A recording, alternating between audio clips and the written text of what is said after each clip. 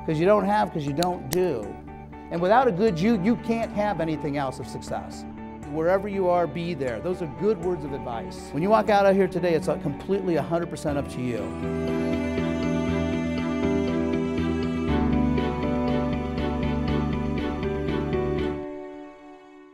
Where everyone misses the whole part about goal setting, and again, I've achieved 90% of every goal I've ever set. I average 50 goals a year. This is 24 years in a row. The reason why I'm so successful at achieving them, and you might be great at setting them, there's a difference of it. Achieving them, because it's what you become in pursuit of what you want.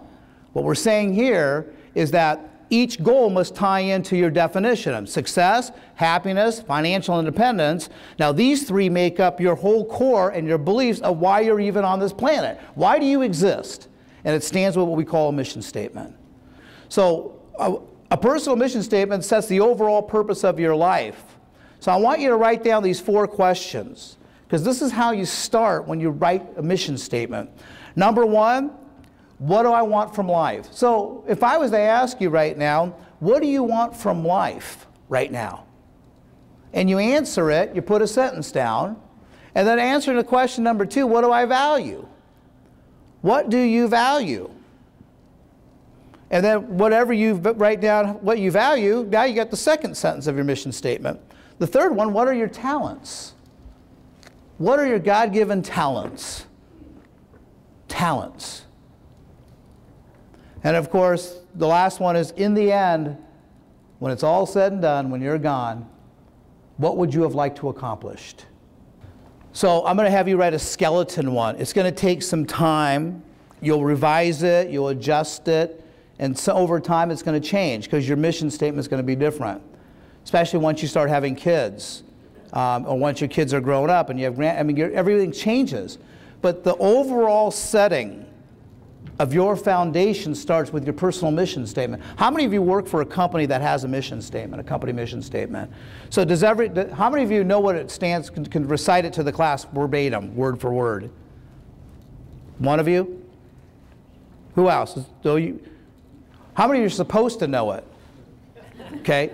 So when you work for my company, within the first 2 weeks, you have to have it memorized. So it's the overall reason why you work for us. It's our mission statement. It's not your paycheck. It's the overall purpose of why we get paid. It's the overall purpose of why we're in business.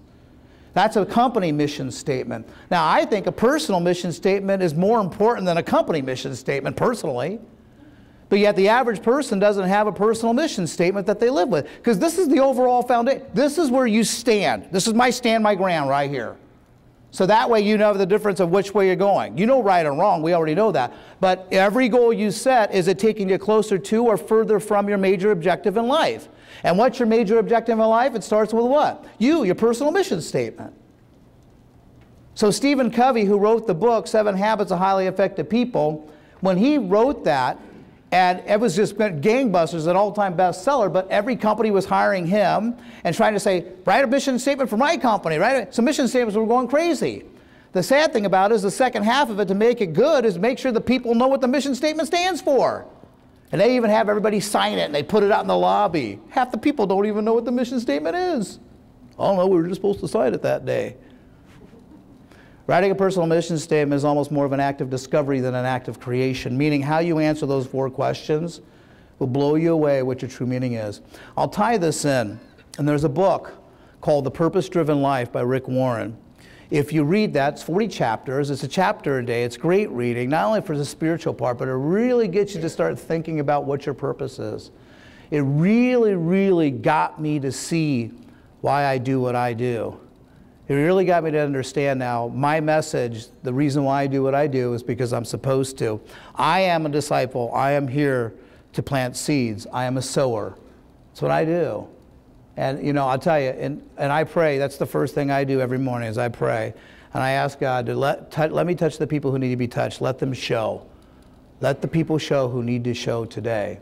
And that's why I know there's always a person. And I'll figure out who you are by the end of the day. There's usually one person that was supposed to be here today. And I love it. And I meet them all day long. It's just a blessing. Don't ask me how. I know it's kind of freaky and all this stuff. But I'll tell you, when the people stay in touch with me, they say, God, I showed up that day You changed my life. You can't put a price tag on that, folks. And you love what you do and you have a passion for what you do, I'll tell you, man, it's hard. It's just heartfelt. It's the best. That's what I live for.